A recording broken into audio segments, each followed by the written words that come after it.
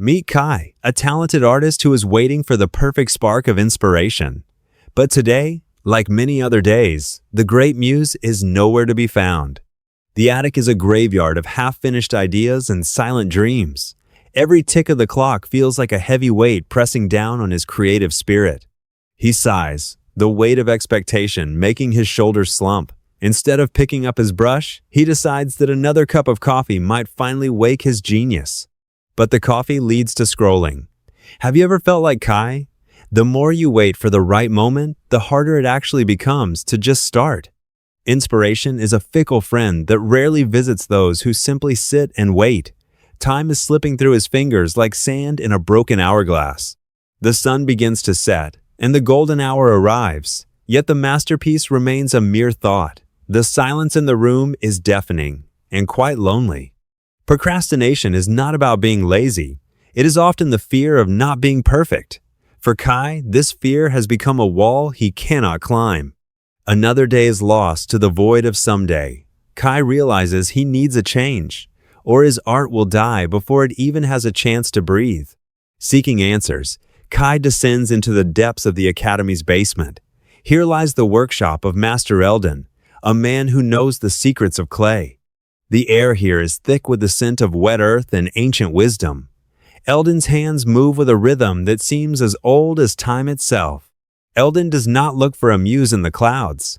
He finds his inspiration in the movement of his fingers and the resistance of the cold, gray mud.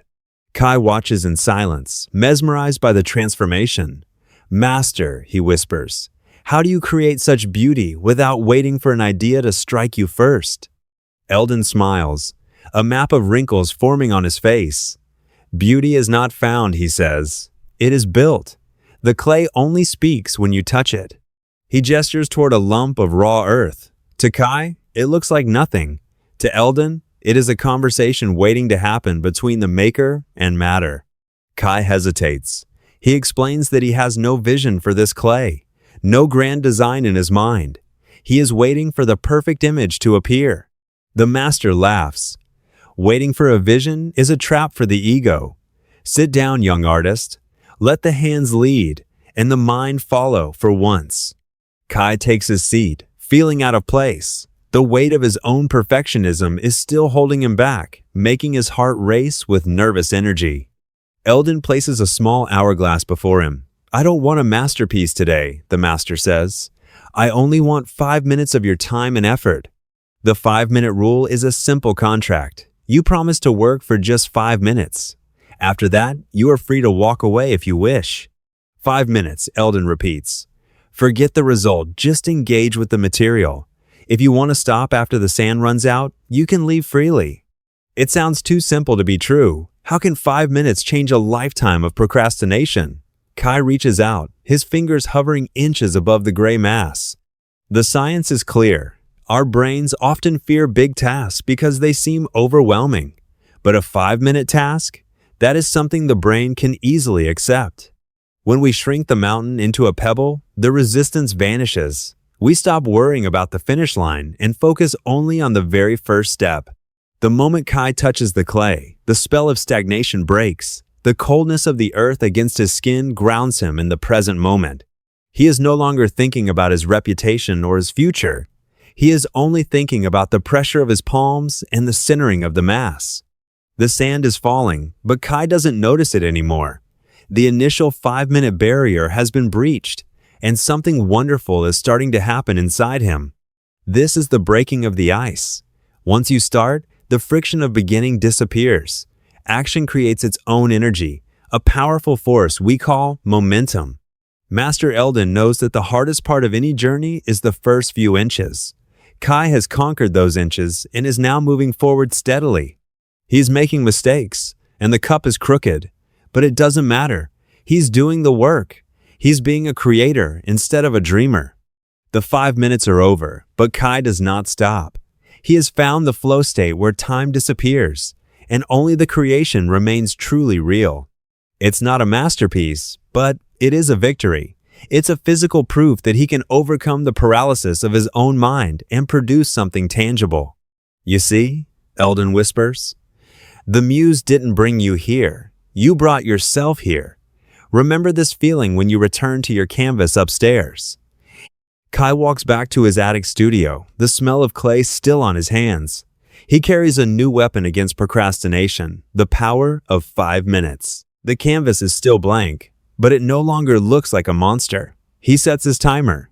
5 minutes to sketch. 5 minutes to just try something. The first stroke is the most important. It shatters the perfection.